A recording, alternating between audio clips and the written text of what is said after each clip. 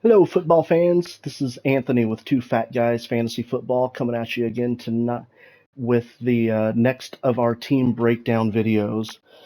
Today we'll be taking a look at the Seattle Seahawks. So let's kind of jump into it and see what the roster was looking like for them at the end of the season. This is a team that really outperformed what a lot of preseason expectations were, and the roster kind of shows that.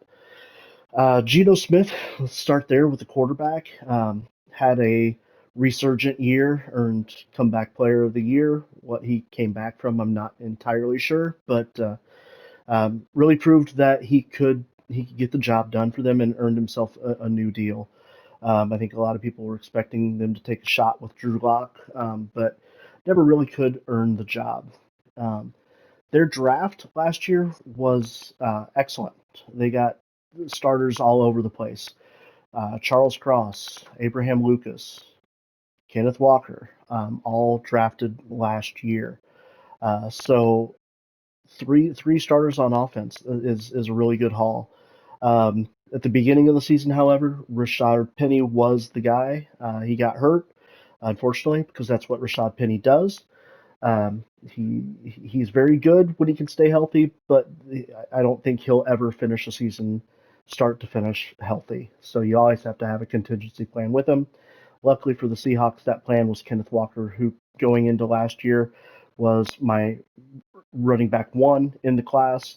And as the season wore on, he did nothing to have me change that opinion of him. I know how good Brees Hall was before he got hurt, but Kenneth Walker just he did what I expected him to do, and I think he still holds that position for me from last year's class as RB1. At the wide receiver room, Tyler Lockett is a guy who is criminally underrated in most fantasy circles. He's a guy that is always he just always produces. He's always going to produce. He's in that Adam Thielen kind of mold. He's always open. He's always where you expect him to be. He's always a quarterback's best friend. On the other side, we have DK Metcalf, who is just an absolute physical freak and athletic specimen, and has proven to be a good receiver in the NFL as well. Like I said, across the offensive line, we have two rookie starters in Lucas and Cross, who both performed very well.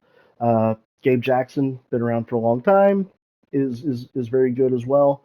And then Damian Lewis and Austin Blythe are two guys that kind of make this a pretty solid offensive line.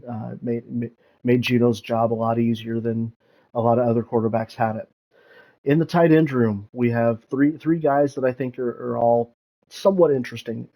Will Dissly is interesting because he is what he is. He's a good possession security blanket type receiving option for the quarterback. He's a good blocker. He's just kind of good.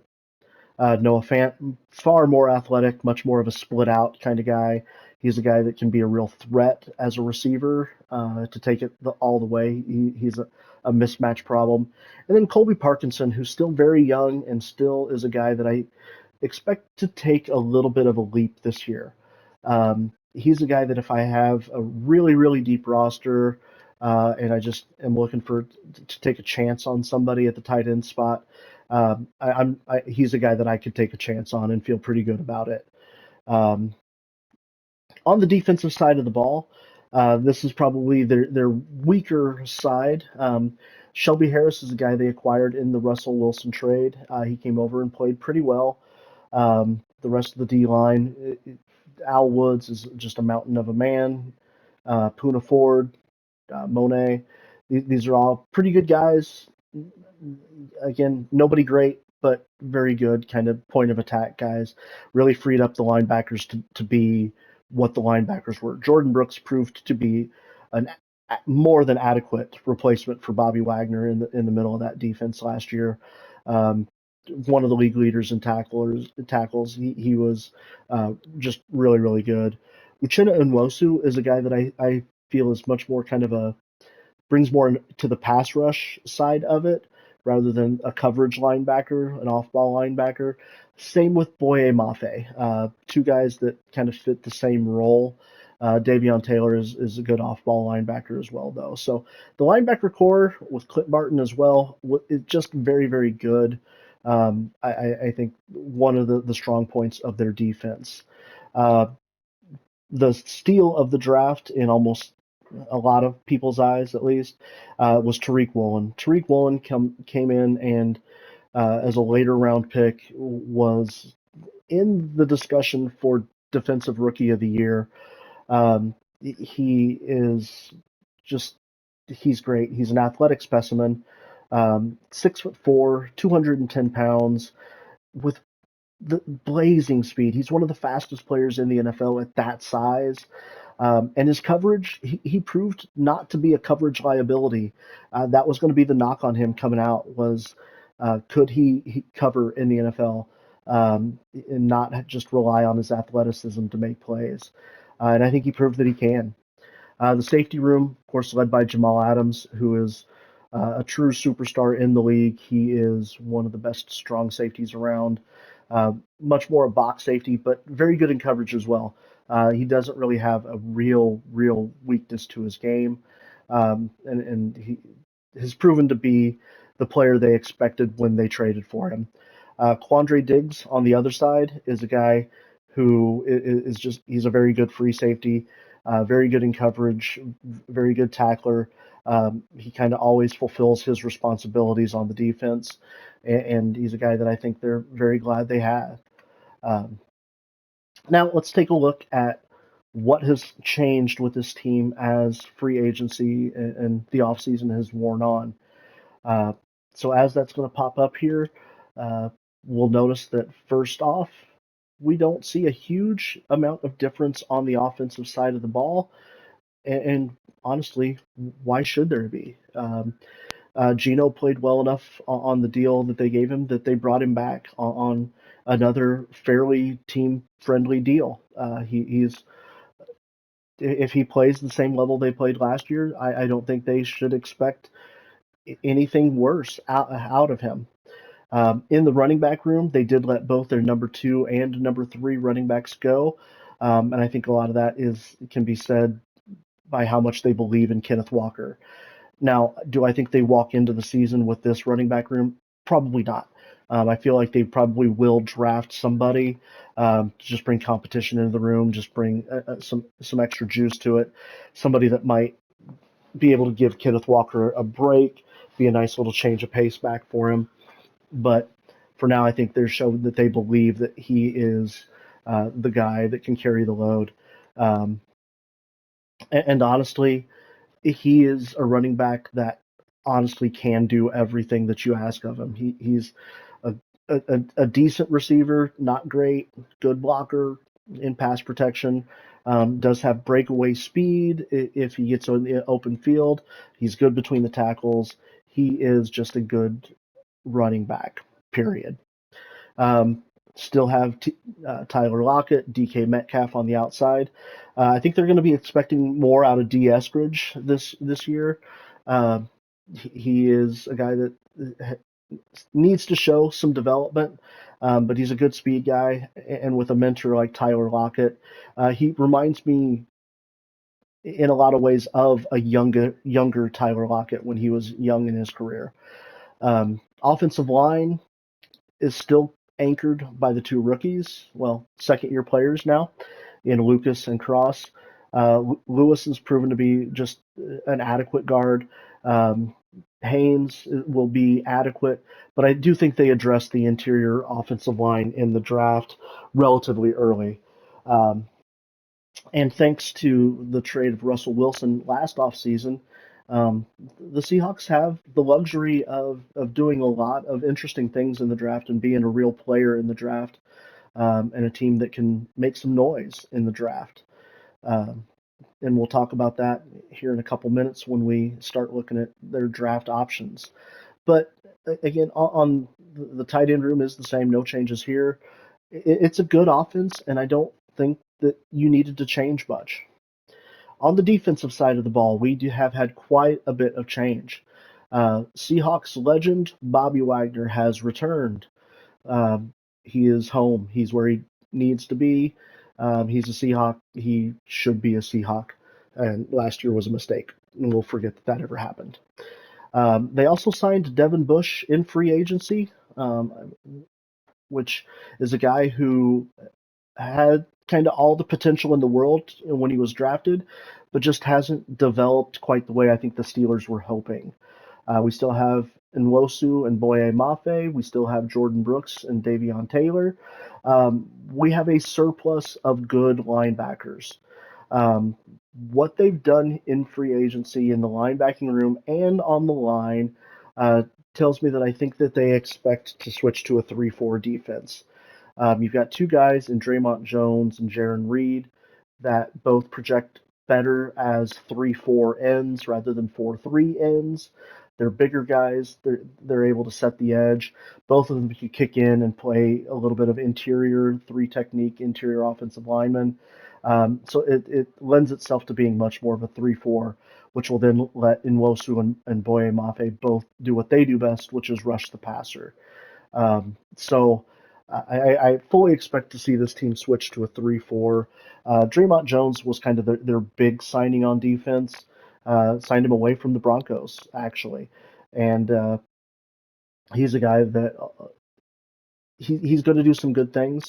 And like I said, I think he's very much a 3-4 end or, like I said, a three technique. Tariq Woolen is still the cornerstone of that cornerback room. Kobe Bryant on the other side. This is a position that I think they could address, but I think they're going to let some of these guys try to develop a little bit too. But their defensive backfield as a whole is going to be a piece where I think it's going to give a lot of teams a lot of trouble because we have Quandre Diggs, we have Jamal Adams, and we also have Julian Love. Julian Love is an interesting piece being brought in.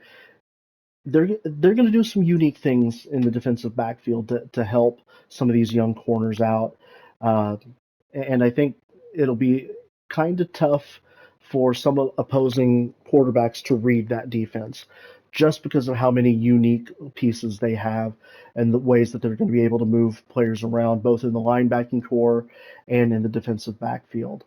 But it's going to be interesting. Julian Love was kind of an underrated signing. A lot of teams could have used a player like Love. He's still going to only be 25.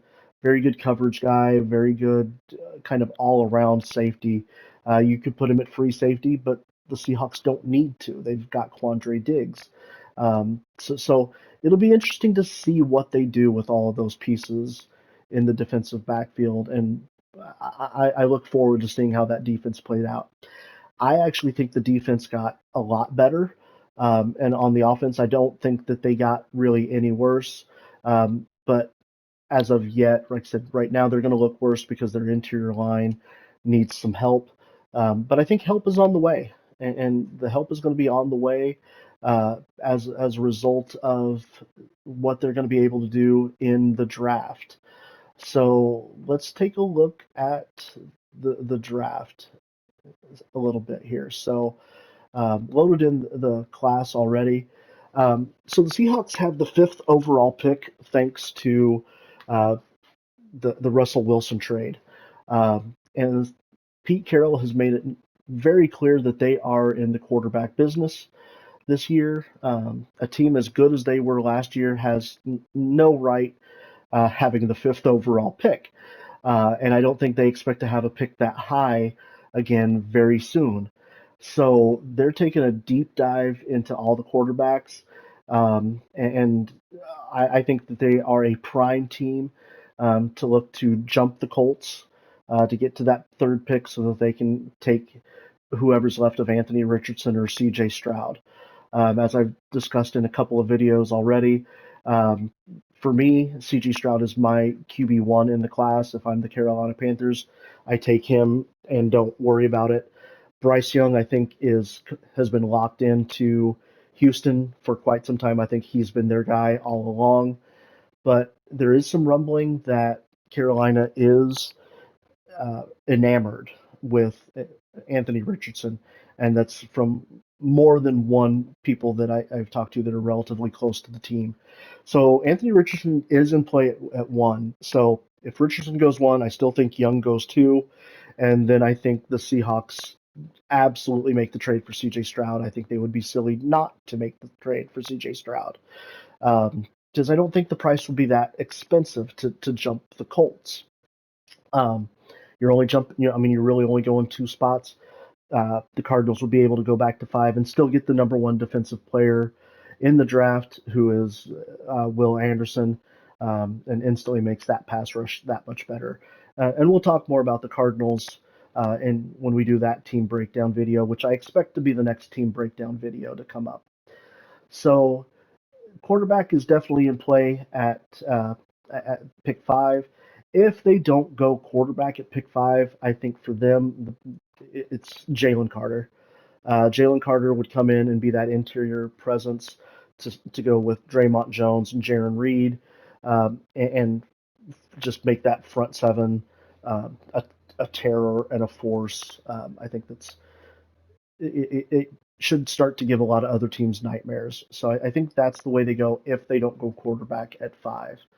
But as we get later, because they do have a surplus of draft capital, I think interior offensive line is where they're going to go with some of that capital. And they may trade back. They're prime candidates to move around a little bit in the draft. So our interior offensive linemen of note with that are good enough to be taken early. Osiris Torrance, who's very much kind of a road grader, run blocking guard. Steve Avila, who is a much more balanced kind of a guard. On the right side, Nick Breaker, Andrew Voorhees, um, both again well balanced types of guards.